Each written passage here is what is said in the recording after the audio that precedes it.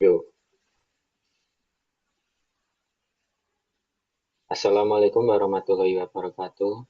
Di sini kami akan mempresentasikan hasil tugas kami Big Data Service, yaitu berupa Google Cloud Platform. Yang pertama, perkenalan. Nama saya Iranuddin Fadil Imawan, NIM 91. Saya Bagus Raditya Putra, NIM 94. Saya Fadlan Nesa Agista NIM 105. Langsung saja kita akan mempresentasikannya. Yang pertama, description-nya. GCP platform adalah platform komputasi awan yang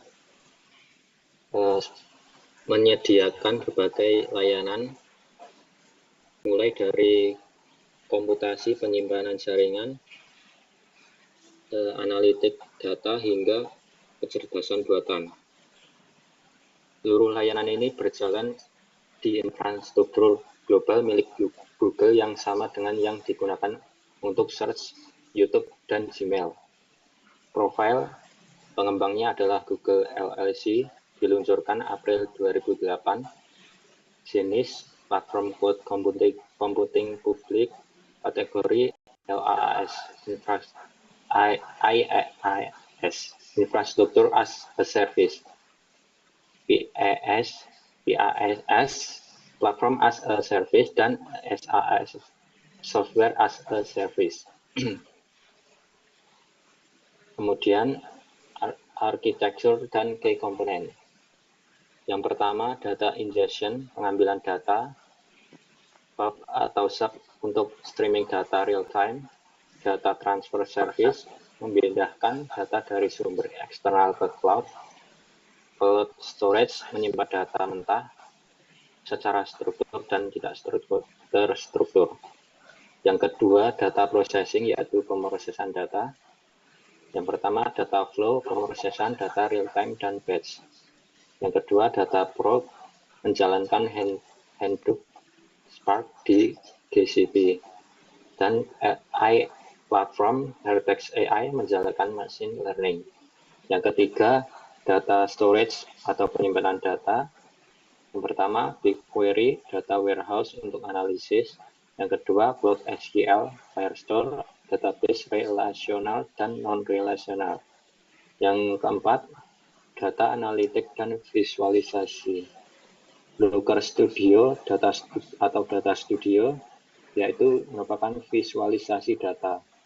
Yang kedua, BigQuery ML, membuat model machine learning dengan SQL.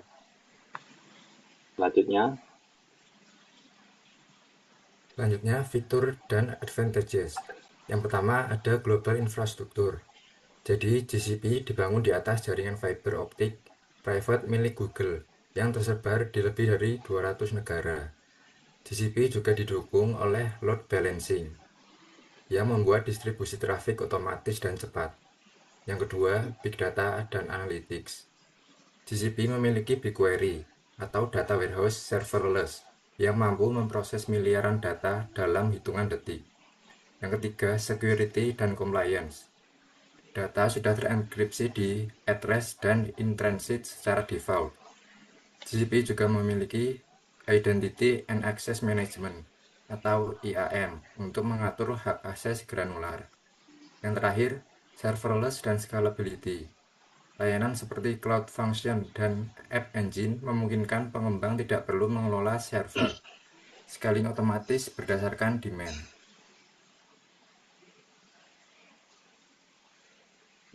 Selanjutnya, GCP didukung oleh berbagai tools yang saling terintegrasi.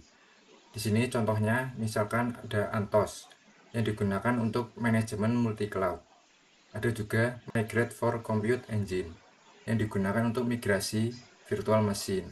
Lalu ada juga Helm dan Terraform yang digunakan untuk mengelola infrastruktur. Ada juga GitHub dan GitLab.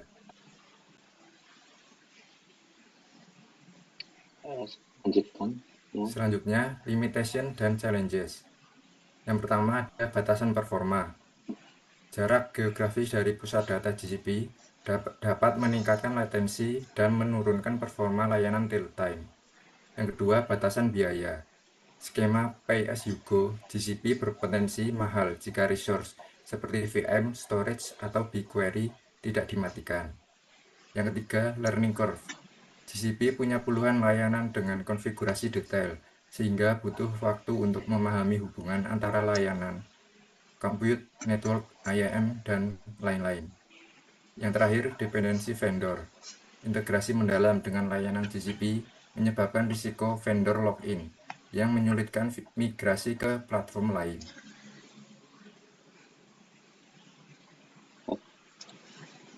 Selanjutnya untuk Fadlan. Lalu selanjutnya adalah studi kasus, yaitu perusahaan retail. Sebuah perusahaan retail nasional dengan ratusan cabang menghadapi tantangan besar dalam mengumpulkan dan menganalisis data transaksi harian yang jumlahnya mencapai jutaan baris setiap hari. Sebelum menggunakan GCP, proses ini dilakukan secara manual dengan menggabungkan file dari berbagai cabang sehingga laporan baru bisa selesai berjam-jam kemudian dan sering terlambat untuk pengambilan keputusan. Dengan solusi GCP, yang pertama adalah cloud storage, menyatukan seluruh data cabang secara real-time dan aman. Yang kedua, data flow, menjalankan proses ETL otomatis sehingga data selalu bersih dan siap pakai. Lalu ada BigQuery, menganalisis data dalam hitungan detik, memungkinkan deteksi tren penjualan dan stok cepat. Lalu yang terakhir ada Locker Studio, menampilkan dashboard penjualan real-time yang dapat diakses manajer pusat maupun cabang. Selanjutnya,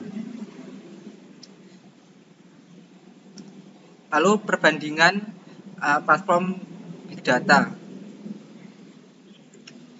Yang pertama adalah GCP, BigQuery, cepat, serverless, mudah digunakan, bayar per query. Lalu yang kedua adalah AWS, Redshift, cepat tapi perlu konfigurasi cluster manual.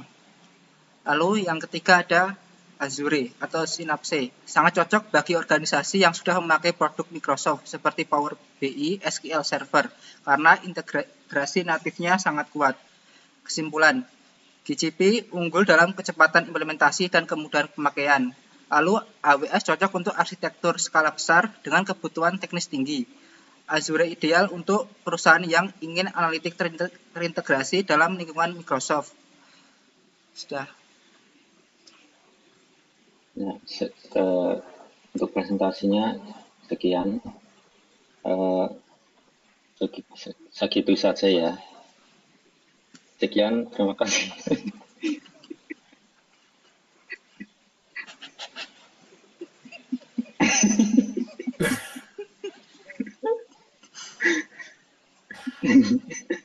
Kok dipotong ya? Sekian.